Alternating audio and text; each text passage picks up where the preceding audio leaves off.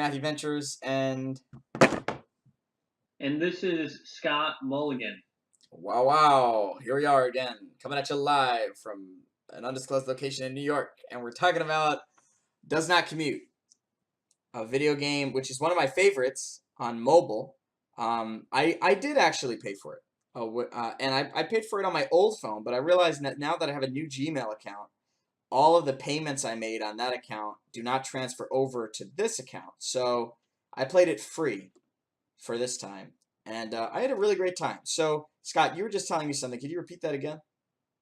Well, I was telling Matt before we began because typically I like to beat every game we talk about on here, but I actually haven't beaten Does Not Commute. I've been the first level, the second level, the third level, the fourth level, not to brag, and the fifth level. But with Does Not Commute, if you've ever played it, you realize that the revenue structure is essentially you play the game and you have a time limit in the game, and if you run out of time you have to pay money to get your checkpoint, essentially to get to where you last were. And I have refused to pay. Maybe I should pay. Maybe I'm being cheap, but I haven't paid yet, and therefore I've had a hard time really getting to the final level. Well, I'm very impressed you got that far without paying because I am right now. I got somewhere into level 2, and I wouldn't say I gave it a college try, but I think that goes into a very interesting psychology around how sometimes with mobile games, especially ones where like there's a paywall, because I wouldn't necessarily say there's a paywall in Clash Royale. Like I feel like that's a game where it's almost like you could pay, and you could pay more, you could pay, it's like it doesn't feel like there's a wall. Where this game, I've always kind of admired it for I think the beauty, the simplicity that it has, and it's a very deliberate paywall. And I think because of that, I think a lot of players are there's kind of like an implicit challenge to try and overcome it, like to try and play it without paying any money at all. And I'm interested if you kind of Do, perceived it that way. Was it an extra do challenge you essentially? think that's a good thing or a bad thing? Well, I think without a doubt, this game is not making the amount of money it could if it had a better revenue structure in place. I think Yeah, that's what I was gonna get at. Well, yeah, sorry. What were you gonna? I'm just this is a very simple, and in a sense it's a very lazy revenue structure, right? Well, Uh, that's pretty brutal, dude. well, I mean, that's not to say that it's a bad thing, right? Because you pay for what you spend time on, and I don't think it's that lazy though. I think it would be lazy if it was like, hey, every level you pay 50 cents to get to the next level. You know what I mean? I think they definitely thought about this revenue structure and they probably tested it and they probably came to the conclusion that this is the best one. Because there are far easier revenue structures they could have gone with. I think this one's really smart. I think it's amazing how clear the benefit is. At least from my perspective. Like, Wait, why do you think it was? But you just said it was lazy. well, that doesn't mean it's lazy, but it's not complicated. It's lazy, but it's simple, right? I think a more complicated revenue structure, maybe one where you'd have to. So for example, I mean, let's just talk about the different elements we have going on in this game, right? You've got these turbochargers, right? You could start the game with a turbo or this or that, right? And these power-ups are kind of unlocked for free as you progress through the game. Like that's definitely an opportunity for monetization. Probably an opportunity for you to have like, oh, I don't know, maybe you could have this is very basic, right? This is the 2-second response, but you could have something like gems maybe, and you buy some upgrades with gems, and like you have certain cars you might want to use for certain situations, like you might put an upgrade or use this car because it's a pretty far route versus like using whatever car they give you. And like there's some pretty difference with the vehicles. Like the moped is a very different car to drive than the bus. So it might be more interesting if like from this destination to this destination you're choosing the car, then you're choosing the power ups, and like those cars are almost like loadouts. So there's a lot of different ways to structure it. And what you're doing with adding that user choice is monetization opportunity. Whereas right now it's like it's all there. You could turbo, you could do this, you could do that, and it's very simple in that sense. It's very clean, but I don't think that they're making as much money as they would have if they had done something more, uh, I guess, involved. Well, let me tell you why. This is why I don't like the revenue model of it, and it's something that I saw in an extra credits video, which I liked, which was that it encourages you not to pay, or at least encouraged me not to play, because I viewed it as a challenge not to pay in the game, and that's a really dangerous thing for a game to do, is frame it in a way that it's a challenge for you not to pay, and that's how I viewed it in Does Not Commute. I didn't view it as it was an annoyance and it was like a pinch point at some times, but I viewed it more so as like how far can I get? I kind of viewed it as another game on top of it, which is how far can I get without paying, and can I beat this game without paying? And that's a really dangerous thing to do if you're interested in having an effective revenue model, in my opinion, because you want it to be, in my opinion, more fun to pay in your game rather than the person feels like they're avoiding a fun challenge by paying. That's interesting. Well, so I would actually approach it from the different perspective, which I think it's that if you're playing a game or whatever, um, you don't want someone who pays to feel like a loser. So you don't want to feel like a loser if you pay in the game. And I feel like that's kind of the same exact thing that you're saying, but approaching it from that angle, um, is there anything that this game could have done differently that I guess it wouldn't make it seem like you're a loser for paying? How does that work? Because it's Well, interesting. We were just talking about this with respect to Tinder, which is another kind of free app which has like a premium opportunity essentially. how would the game make you feel? Well, it would be not like a loser if you paid. I mean, maybe something like if you did really well, there's like an extreme mode, and it's like open to people who do really well, and then that's where your pinch point is, and then you have to pay in order to get that extreme mode. That way, anybody that gets it is like, oh well, I'm so cool. That's why I got to experience this extreme mode, and then the extreme mode is like 99 cents. But there's a lot of obvious issues with that too, in terms of you're really limiting the amount of people that are going to see that. Okay, I think I see what you're saying. So you're saying that there's no like the because what does the payment give you, right? It gives you like checkpoints, and you're saying checkpoints, Matthew. Those aren't sexy. That's super basic. So the fact that I'm buying that, it feels like I have to. You know what? Yeah, that's a really interesting thing for you to bring up because really checkpoints, they're only there to highlight your mistakes, and so the fact that that's the only thing, it doesn't seem like a benefit. It seems like a crutch. And if it added something like, oh, you can customize your vehicles or something like that, then suddenly it's like, oh, I'm buying some value.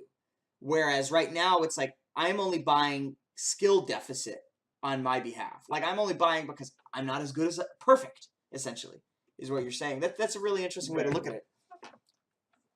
at it. Hmm. Exactly. Exactly. Yeah. And the bigger point that I'm saying is essentially like that not getting those checkpoints is a challenge, and trying to challenge yourself to beat the game without those checkpoints. And if anything, that's where I think if we're talking just about the revenue model, where I think Does Not Commute falls flat. And that's all I kind of have to say about the revenue model. I think it would be high in terms of customizing how cars look and stuff. I mean, the game, you don't have a car that you play, you know what I mean? It's more so you jump from car to car, and it's like creating this own little story with it. So what revenue model could it have? I mean, the idea I said about the extreme mode is definitely something, but like I don't know. I don't. Do you think it would have been better if they had like after level three, then if you want to go further, you have to pay 199. So it had like a trial mode essentially. Man, it's so tough, right? Because it depends. I mean, so we went with the sort of free to play route a little bit with NSA, but not all the way, right? So I think it really depends what they wanted to But do. now we're experimenting with NSA as well, where we're saying, oh, do we want to do trial mode, or do you think it would be better? Well, it'd be hard to kind of. I don't even know what a checkpoint would really be in NSA, but I think it's fair to assume with the game that, hey, the developers took the time and they've determined that this is the best model for them. So it's almost like for us to really think about, well, why did they decide that this was the best model for them? Because if to you and I, it's like, oh, well, obviously this checkpoint system is flawed. Well, why did the creators of this game, who obviously are probably very skilled and intelligent people, we can assume because they made a really good game, they clearly chose this model for a reason. So why did they choose that model? I believe that this game came out, I think, in a time where that model just wasn't around the same way. So this is a Mm. 2015 game, and I Oh, feel okay. like the whole like free to play model has changed a lot. It certainly was around in 2015, right? Because I think what's like the height of Farmville, it's like 2011, 2013.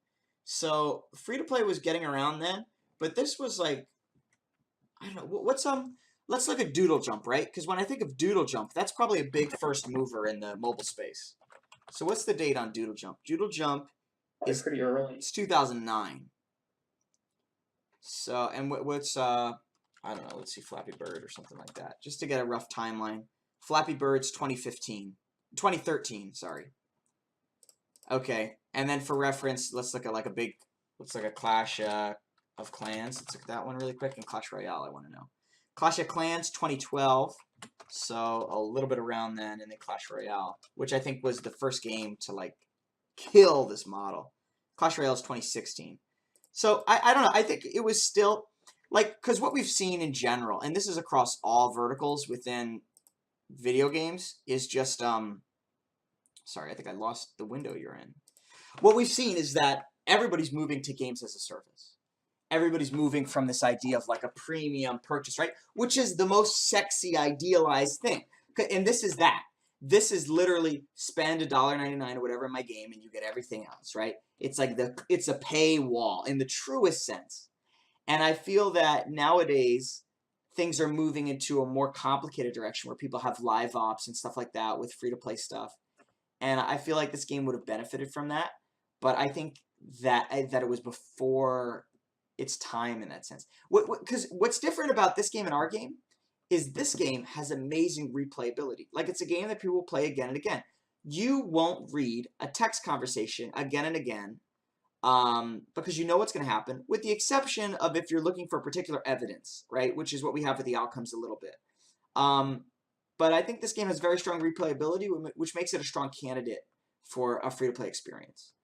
That's interesting. I definitely agree with you in that this game definitely has more replayability than something for like NSA Intern, in terms of the reading, because you can only read things. You can read it again in terms of trying to get like what you missed the first time, but I think max you're going to play it like maybe three times, right? At that point, I think it's safe to assume that you've picked up everything. But does not commute. I wouldn't even say it has great replayability. I would say it has good replayability because eventually you can really figure out what the best route is. I mean, a game with like amazing replayability, in my opinion, almost has to be multiplayer because only in a multiplayer game do you have unlimited outcomes. You know what I mean? And maybe that's wrong, but like because there are some single player games where you could have, especially if you're playing against an AI or whatever. But when I think of like the best replayability, it's almost always a multiplayer game because then you have unlimited ways that a match could go, But if this that this makes game sense. has opportunity for that.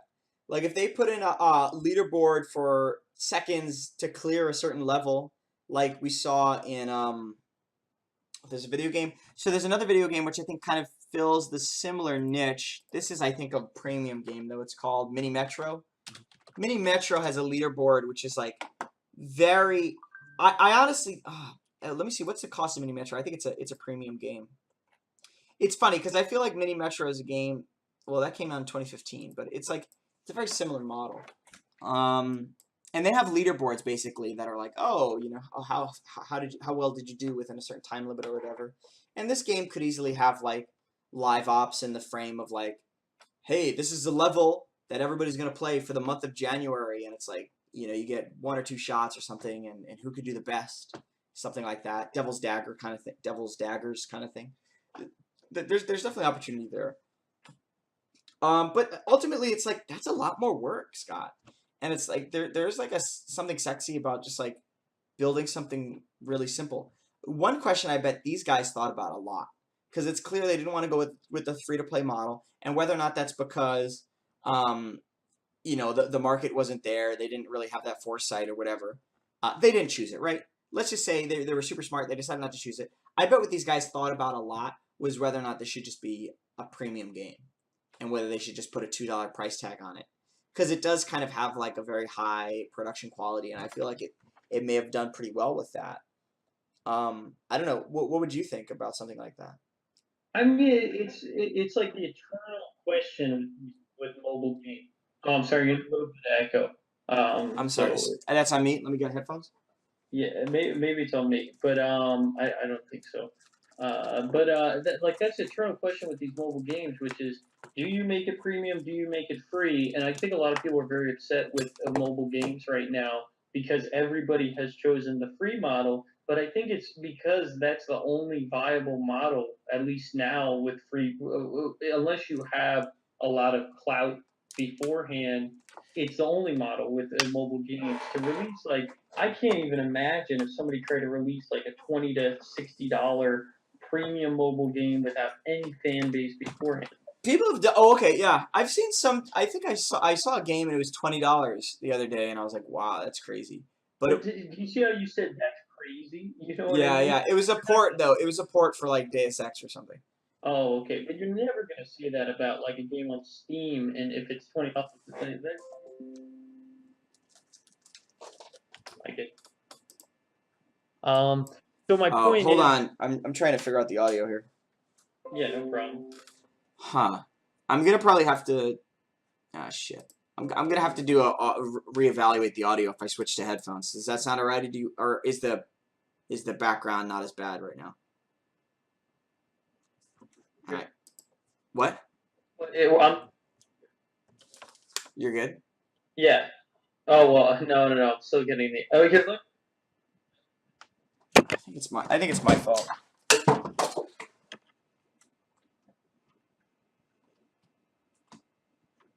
difficulties. Can you hear me? Hello. Yeah. Yeah, I think it's good. Anyway, as I was saying, I mean that's the eternal thing with mobile games. I feel like is, oh, do you make it free or premium? And it seems like every mobile game now goes the free route, just because, and that's the only way to survive. Unless, as I said, you have clout beforehand to push people to buy your game.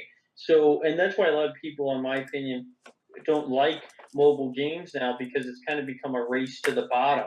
Because when you Hmm. make a free game, the amount you're going to put into that game, if you have like, let's say you have a 2 year production cycle on that game, I you get what I'm saying is like, and you're making it free, you can't really have that.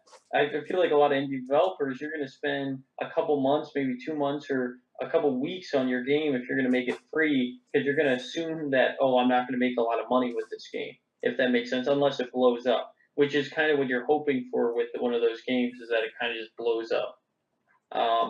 Yeah. Oh.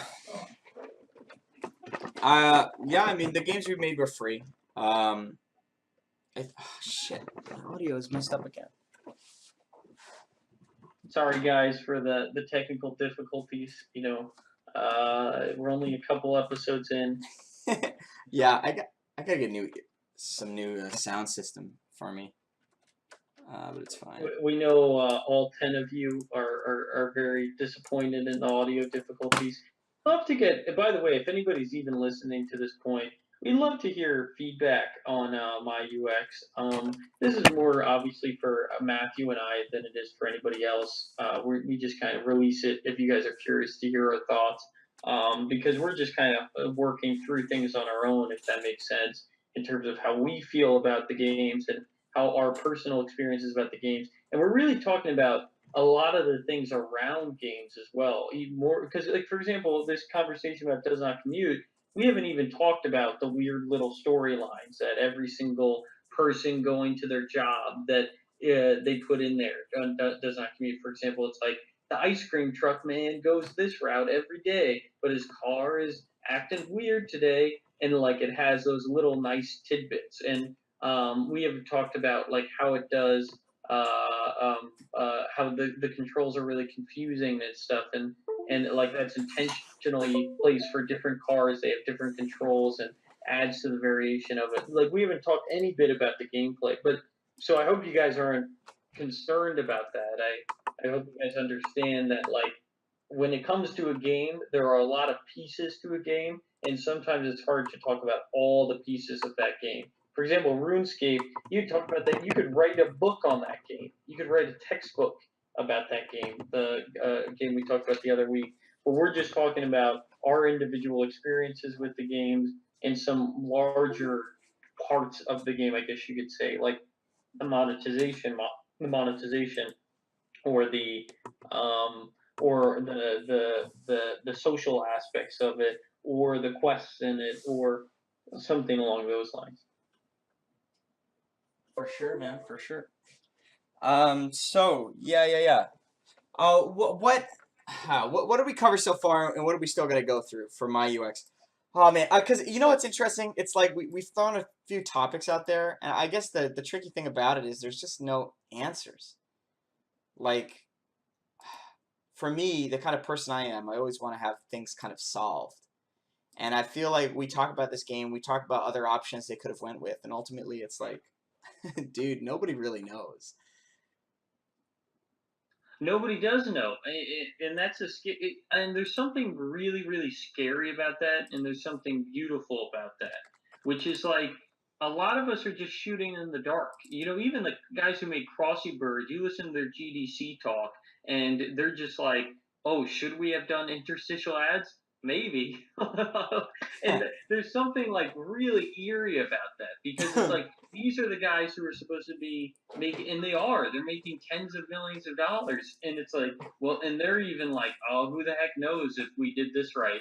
And so but there's something exciting about that because there's really an opening in the space for trying new things and doing different things and playing with it, and really exploring what you can do.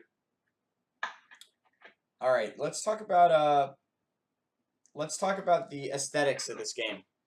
What did you think? I love the menus and the loading. I felt like it all kind of had a very clean UI and very unified. I love the aesthetics. I thought the game though was a little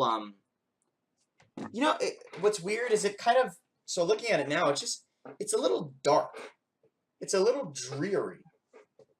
I was going to say muted was a word that I would use I to think that's a good describe it. way to describe it. Yeah. I feel like a lot of these kind of mobile games are kind of pushing the cuteness bar more and more, especially when you talk about games like Crossy Road and Flappy Bird. And this game just has like a weird place that it rests between like realism and like cartoons. It's almost like SimCity, but less realistic. And I don't think it works too well. I think it just seems a little odd. I would have loved for yeah no I would actually I don't think it's not, I don't think it's bad. Like I think it works, but I don't think it has anything that makes it really stand out. Like when you said the aesthetics, it's not like with Does Not Commute. It's not something that immediately pops out to me. Like when I think of the game, I think of like the fun kind of combinations of the movement and the interplay of like all the different cars. You know what I mean? I don't think of the aesthetics as really being that crazy, and maybe that's a good thing. And the reason why I'd say maybe it's a good thing is because if it was super colorful and poppy, even though that I said, oh, maybe that's something I want because it's a little muted, is that it doesn't take away from the rest of it. You know what I mean? And I think there's something to be said for that. When you make a game that's super vibrant and colorful and poppy, that definitely is a character in and of itself. Well, I would say that you're right. It doesn't take anything away from it, but that's because it's so bland. Like, I believe that this game is kind of at like vanilla. You know, I feel like this is it's kind of just the aesthetics are kind of just there. And especially when like this game takes itself very seriously. Well, it doesn't with the stories, but I think with the aesthetics it does. It's kind of serious aesthetics and kind of like I don't know, like I'm not gonna say it's realistic, but it's just not like very stylized. And I think that's actually a hindrance because Yeah. this actual game is stupid. Like it's so stupid. The idea that you have all these cars like going at the same time and crashing into each other at like the speed of light and like trying to get to the same spot. Like it's inherently kind of comedic. It's kind of dumb. It's kind of silly and it's kind of hectic. And I feel like if they went from 0 to 100 on that, they would benefit from it. I think if they had, for example, you've got the Macy's Day Parade, and like there's a crazy blimps and like a giant SpongeBob blimp, and like all this is like crossing the road, and you got to get through that.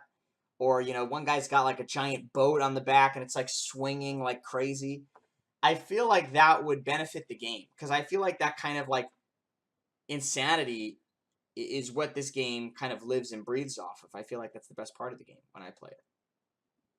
Yeah, you saying that I think definitely would be that definitely sounds positive. And I think the environments when you go to location to location, I definitely think there's something that's lacking. Like I would love more variation between the locations. Like a lot of the time it'll be like, oh, this location now has a river, and like that's what makes it a new location Yeah, different. It's like hell, why not have a fucking air level? You know what I mean? Where I it's a bunch of yeah, plain. I like when the boats came in. That was a little different. Yeah, yeah, and what I'm saying is like double down on that though, and like go further with that. Yeah, And like maybe somebody needs to. Maybe you need to have a pedestrian. yeah, okay, like some dude Just walking. Yeah, some that'd dude be cool. walking and he gets hit by a car and he flies across the map. Like that just sounds so much fun. Or like the dog walker who's got like 10 dogs in front of her. That actually does sound fun. Maybe Part we of need me to is remake also this game, dude. what was that? We need to remake this game. We need to remake this, but I just want to point out though, because yeah, we're kind of talking about things that can improve and that kind of thing. But as I said, I don't know if you really want to go. I'm getting a lot of echo again. Sorry, but I don't know if you want to go that crazy with like the color scheme, for example, because that may distract and take away from the rest of the game. Um, it may. It definitely may.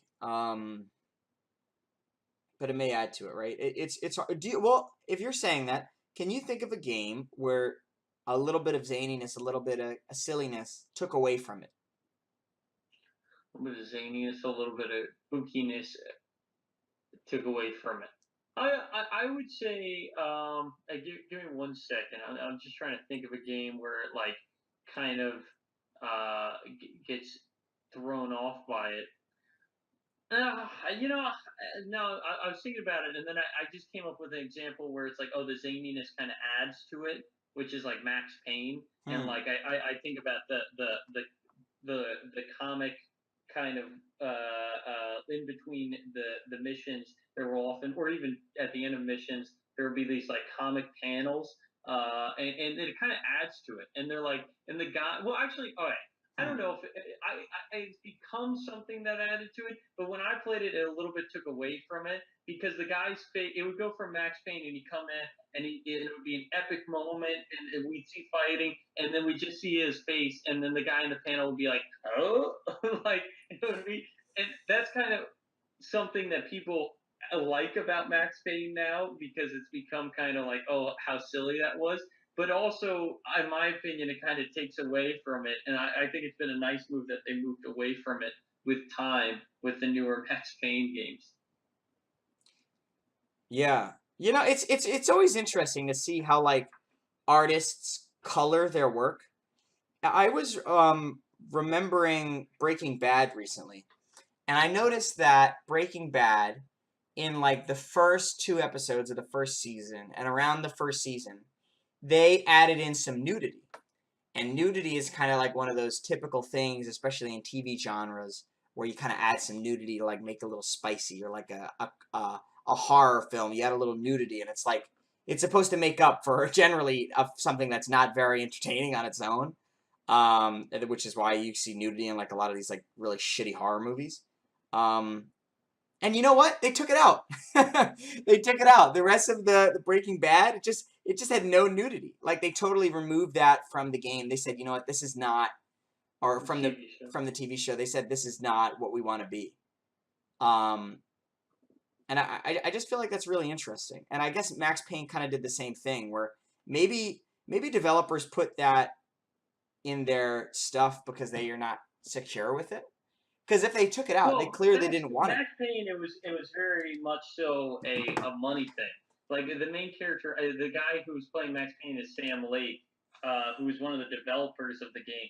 And so they didn't have enough money to pay the actors, so he had to act as Max Payne. And then what they would do is they take photos and they just you put a filter on top of the photos. So it was like very much so a finance, and that's why it kind of became something where people like it now because they view it as a mark of the game. But when you're playing it, you go from Max Payne super serious, his wife and child is murdered, and then as I said, you see his face and he's like, oh, like, and it takes away from it. It's So interesting. my Yeah. point is, yeah, seeing is can take away from it sometimes. All right, let's talk about story. I loved the little snippets. I think they were good. I just wish they were connected. I felt like everybody was kind of on their own, and I would have loved if like I could uncover plots within the narrative, I guess. Oh, 100. I mean, you hit the nail on the head.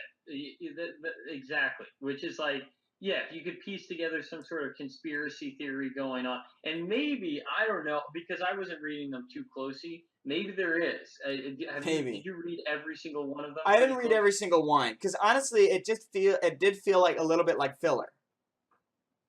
Well, have you one of the fun things it does, I don't know if you've done it, is it allows you to go into like a theater mode where you can replay the past missions where you just watch it. Yeah, I saw that.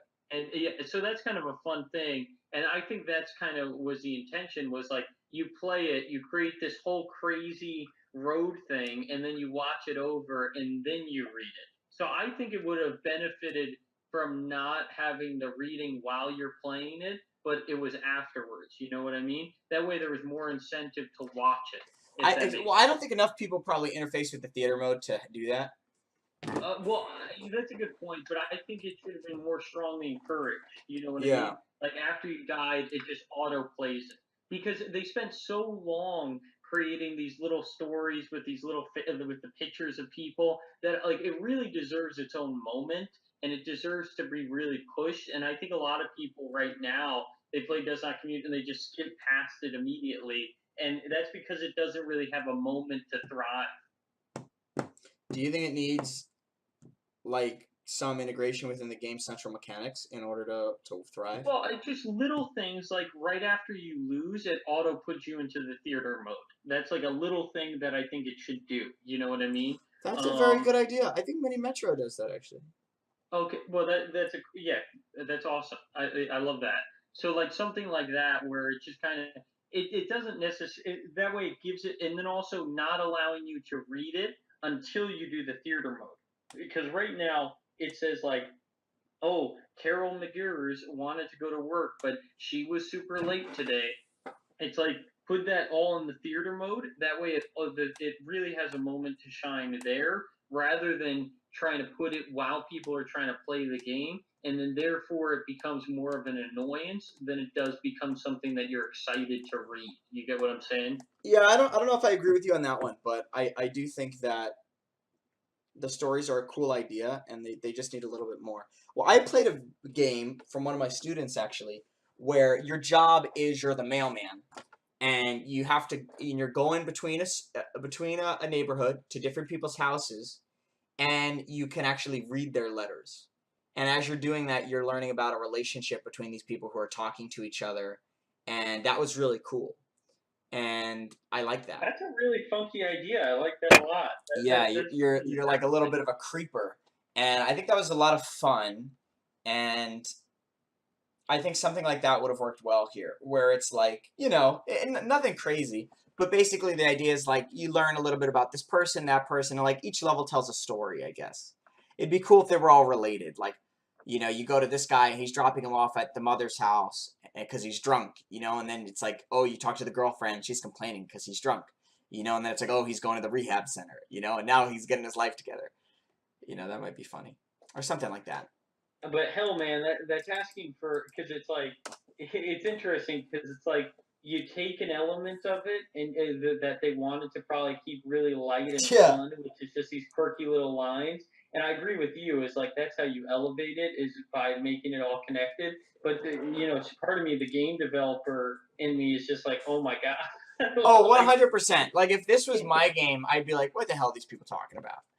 Like we don't have time for that shit, We know how many copies it sold, Yeah, it's like, oh hell, dude, this game's well, it's actually 2.99. I just looked at 1.99, which is a little more. But Yeah. it's like it's a lot of value for 2.99 still. Like that's a lot of value. And then to do interlocking stories and all that we're saying, it's like Jesus.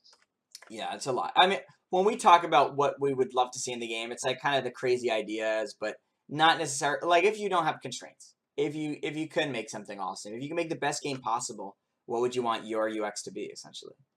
Yeah, no, that's fair. Now, I'm just saying, like, I'm just talking about it from that angle in terms of like thinking about it. Like, okay, hey, was that even possible? And if they wanted to make that best game or our version of their game, our best version of their game, like, would that even be possible? And how would they do that? You know what I mean? Yeah. Because I'm sure they probably had more ideas than we did.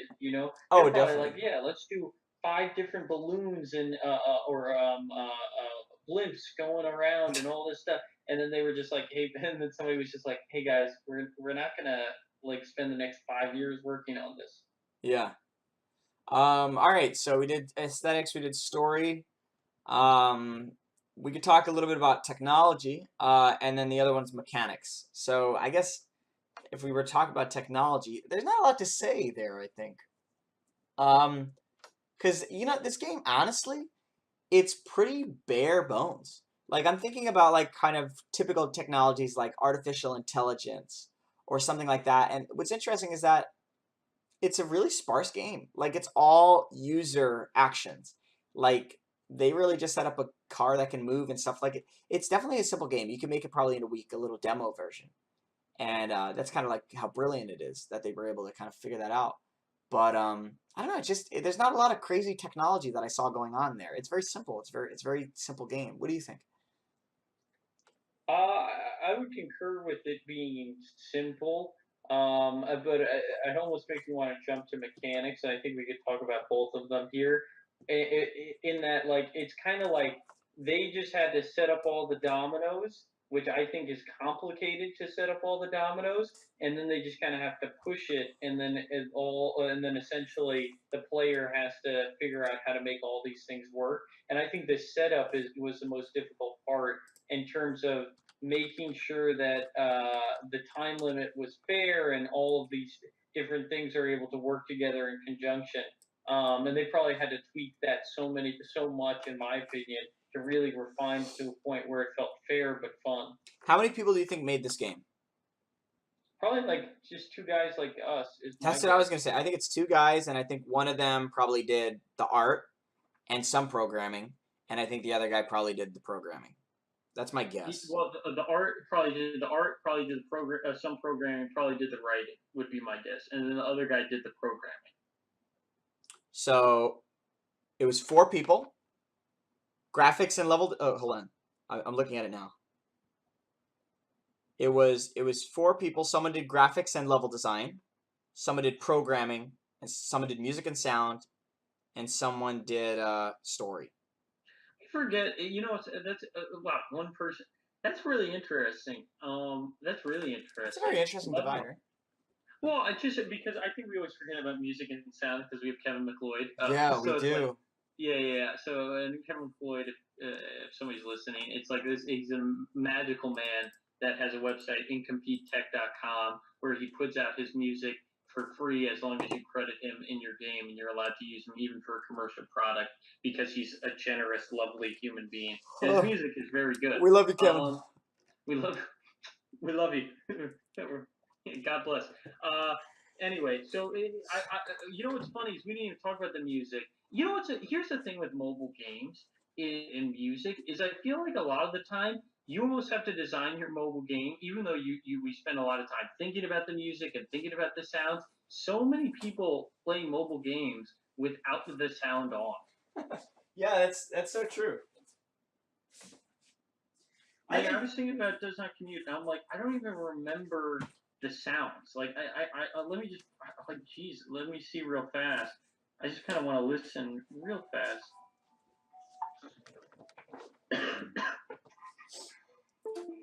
It's very chill, the music. yeah. I mean, the sound design is very strong. You know, it's interesting though because I question how they split up the revenue because it doesn't seem like the sound was as much work as like the programming or something like that. Well, clearly the programmer would say that, huh? Clearly, yeah, clearly. There's a lot of story though. I will say there's a lot of story. Well, it's But the interesting. stories are all like throwaway, little like nonsense things.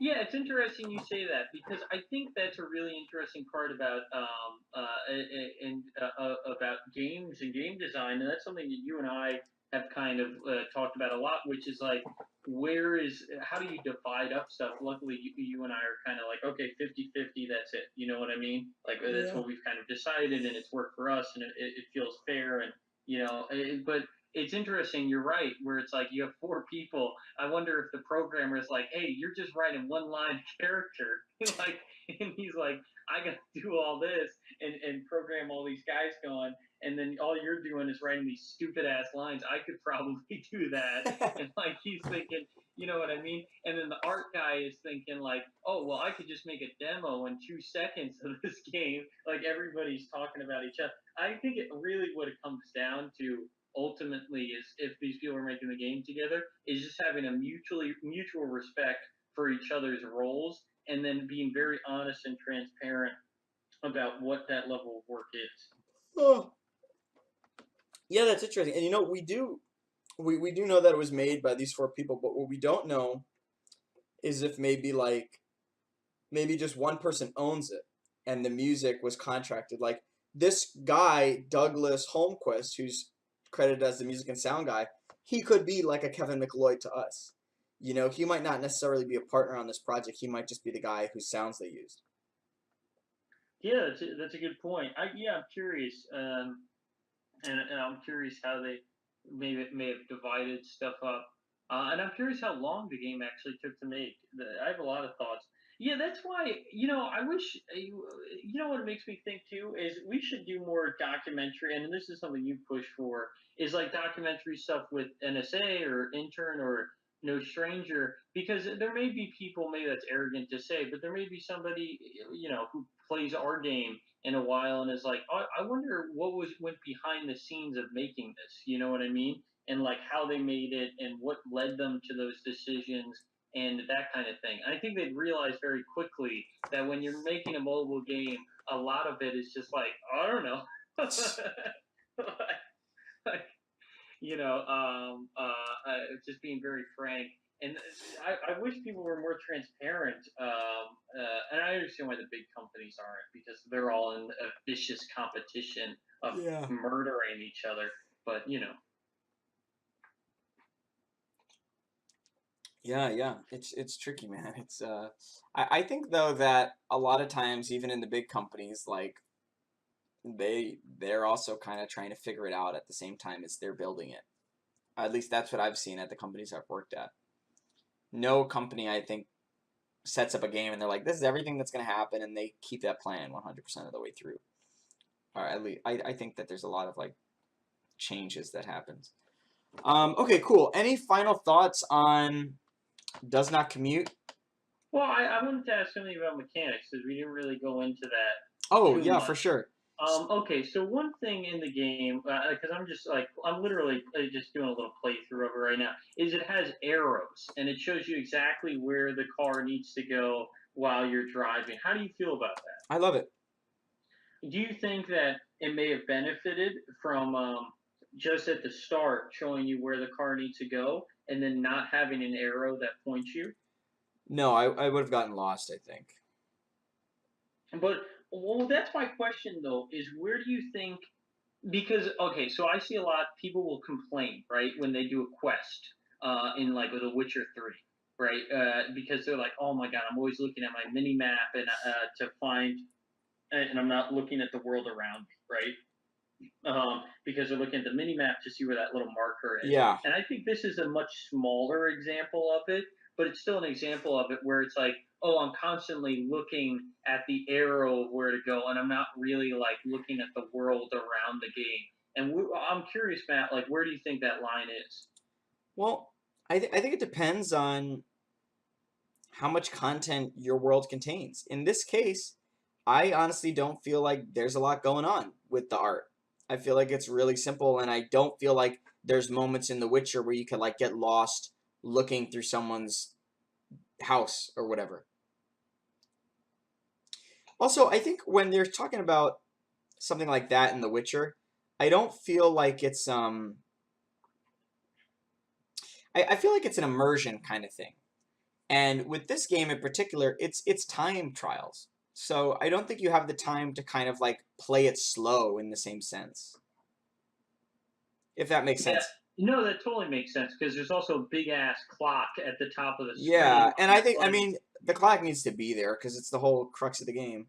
But do you think there was like, do you, okay, so that's another thing though. Do you think maybe that they could have done it more diegetically? Like it could have been something where it's like, because right now there's no reason why you have to get to these things on time besides the story, which is kind of applied onto it, which is like, oh, this person has to get to work. But there's no reason why you only have 60 seconds or 90 seconds for all these people. Do you think it needs to have something like that to give an incentive to the player, or do you think it's fine as is, where it's just kind of like the user just kind of has to accept, like, hey man, at least they have some inkling of a story. You know what I mean? Because if it was just blocks, that would be fine too. But at least they made the effort. Well, yeah. So this game actually has its own genre. It's been done many times before. I think the most popular game in this genre kind of thing was called like Crazy Bus Driver, and the whole idea there is you have a certain amount of seconds to pick someone up from a location and to drop them off at their destination. And Simpsons Road Rage is a game that I played a lot, which is the same genre. It came out a little later. Did you play it or something? No, Simpsons Road Rage, man, of course. That's a classic. Okay, Classic right game. on. Yeah, All the I love that game. drive-through shit. It was like the Grand Theft Auto for little Yeah, kids. it was a good game, man. And that kind of, I think actually, Grand Theft Auto, because Grand Theft Auto used to have, I don't think they have it in the new ones, but it used to have like, if you get in the firefighter car, you become a firefighter. We might have talked about this before, but when you get in the taxi car, you become a taxi man. I'm pretty sure they used to have that. And yeah, they don't have that anymore, but that kind of genre, it was awesome. It was really cool. And I feel like this game clearly didn't want to do it the normal way. They wanted to do it a little differently. They wanted people to be going in many different directions, and I think that's all a proxy of like, oh, sorry, I mean to say that that's all because they want to get these kind of collision situations, which is the crux of the game, kind of. I mean, it is, right? The crux of the game is like you have 12 different cars going, and you have to make it work in a weird way, however possible, to get to your destination within the time frame. Like that is the basic core mechanics of it. Yeah, this. Yeah. Yeah, there's a lot with this game in Mini Metro. We should play Mini Metro also, I guess. But the thing is, with Mini Metro though, you have opportunity, as you might imagine in SimCity, to basically redesign your metro a little bit. So you can kind of spend some time. It's going to be at your deficit, but you can restructure a road or make something go in a different direction. Whereas with this game, I don't feel like you have the same level of like intelligence being put on the table because there's no real opportunity to go back and fix your mistakes. You kind of are just dealing with it and you're just going again and again until you get the guy to get there on time because, like it's set in stone. Well, how do you feel about the rewind feature? I think it needs to be there. But but it's not it's only at the, it's only at the time frame or the scale of one car. And the issue is that the problems you face are usually not one car. It's usually like, oh, the street is crowded, so it's like multiple cars. Well, how do you feel about it penalizing you to do a rewind? I think it's smart. I think it's really cool because it forces people to kind of it adds a lot of like spice to it and in a good way. Because it doesn't allow you to just have infinite rewinds on the one thing. Yeah. You're penalized for doing it. Yeah, and I think that's good. I like that. One of my favorite parts of this game, mechanic wise, is the role of the small bushes. I love how if you run into the small bushes, they slow you down, but they don't make you crash. Whereas the whereas the other bushes, you basically just lose. You crash and then suddenly you're super slow. Oh no, actually that's a huge thing too. I love how when you crash, your speed goes down in a way that like doesn't feel like you lose the game immediately. So it's a question of whether or not you want to keep continuing because you could feasibly keep going in the game with a crash car, and sometimes that's kind of what you want to do. I love that. I feel like they struck a beautiful balance of those different things.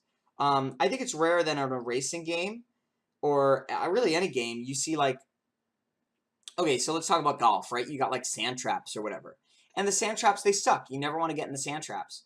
And in racing, if there's an obstacle, you want to avoid it. But wow, what about the idea of you wanting to slow down in a strategic way where you actually want to hit the trap and you want it to slow you down, but just enough so that you can round the corner and not a full crash? Like that's a really interesting level of like skill. I like that. Yeah, that's an interesting point. Wanting to slow down, like the only other game that I think of that does that is like Mario Kart. You know what I mean? When you're in first place and somebody has a blue shell, like you want to slow down and go into second place so you don't get blue shelled. And that's a really it's a weird kind of idea of like wanting to get either or at least this is actually a little different because this is actually wanting to slow down or wanting to mess yourself up in order to win. Yeah. Yeah, there's not a lot of games where I can think of that. I mean, it's just I guess it's just different pacing and stuff. I'm thinking about Doom because that's what I'm playing right now. In order to get health, you need to like kill the little minions. So you might be fighting the big bad guys, and then you might want to switch over to just fighting the minions for a second in a large combat environment, just so that you can suck health from them. So something like that. I don't know. It's always good to change up the pacing of your game. And I feel like our particular game, NSA Intern, that's a part where it might struggle a little bit because it can only be played. You're reading the text at the speed that you're reading it. There's no time pressure. It's a very different kind of thing. But yeah, I think the way that we try to make up for that a little bit is to have a mini game that has a very different pace. But in Oh, very true. And also have different apps. You know what I mean? Like yeah, the Photos app. One is an email app. One is a sound thing. So we're like a voicemail thing. So you're consuming it differently. yeah. Good point. All right, right on. Well, that's all the thoughts I had on Does Not Commute. One of my favorite mobile games. I really enjoyed it. Um, yeah. Any other thoughts from you, Scott? Hey man, if I get started again, we're gonna be here for another Well, tell me 20 what minutes. was your favorite part of this game? What was my favorite part of this game? I think it was, what's funny is that I think it was what we were saying with the monetization was like the thing I disliked most about the monetization as a developer was something that I liked as a player because it made me become almost a pro at the game. Because I'd be like, oh, I need to get a perfect time, or else I'm gonna lose. So I would play it. I was in the airport and I would play it like again and again and again. I'd be like mastering my movements, and eventually I felt like, oh, I was just going turbo every single time because I'm like, I'm gonna do it, and I'm gonna do it super fast too. Like Yeah. so, I think and I like the fact that, oh, if I die, I'm gonna have to repeat this whole thing again. So there was something fun about the constant kind of fear of dying, but also trying to persevere despite that. So that was probably my favorite part of it. My least favorite part was probably the writing and the stories and how not crazy it was. I know I had said earlier in this, oh, the color scheme couldn't be too crazy, but I would have loved, after hearing what you were talking about, I would have loved if it went like a little wackier and had a lot more fun with itself and took itself a little less seriously with the aesthetics and with the models. Hmm. And what would you say your favorite thing was? Um, I wanted you brought up an interesting point that I was talking with I think Peter before earlier, which is that so you were talking about how you kind of felt like you had to play perfectly, and that as I was telling you, I'm really into tough games now, and one of the things I think is this sort of the fantasy of being that person, and in the case of um, Demon Souls, or rather let's say in the case of Doom, I want to play Doom at like the hardest difficulty because I don't want to feel like it's easy to kill these monsters. I want to feel like I'm the badass who is literally has to execute at the level of badass in order to get past the level. Otherwise, I don't feel like I'm the guy. If I feel like I could just kind of like little squirt gun them, it's no big deal, and I don't feel like I'm really playing as like the Doom Slayer or whatever.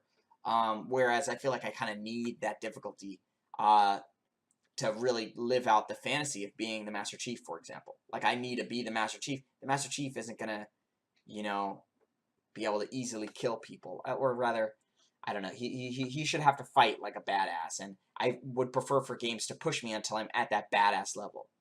So, because Cuphead, he's a badass. And if you're not playing him as a badass, you're going to lose because you're not playing as Cuphead. You're playing as some sucker who pretends to be Cuphead. You know, that's how I feel. And Mugman. Um, yeah. So my favorite part of this game would be well the part of this game that always attracts me is the monetization thing. It's very weird, especially in today's climate. So I think that's why it's like ooh different. And it's simple and sexy and chic and maybe a little even naive, but I like it for that. I like it for all those reasons. Um, and my least favorite part of the game would just be the visuals. It's not a fun game to look at, and because of that, I think it's a less fun game to play. Yeah. Wait, so the favorite thing was the monetization? Yeah, this is the first game I ever bought. Thanks for listening to myUX.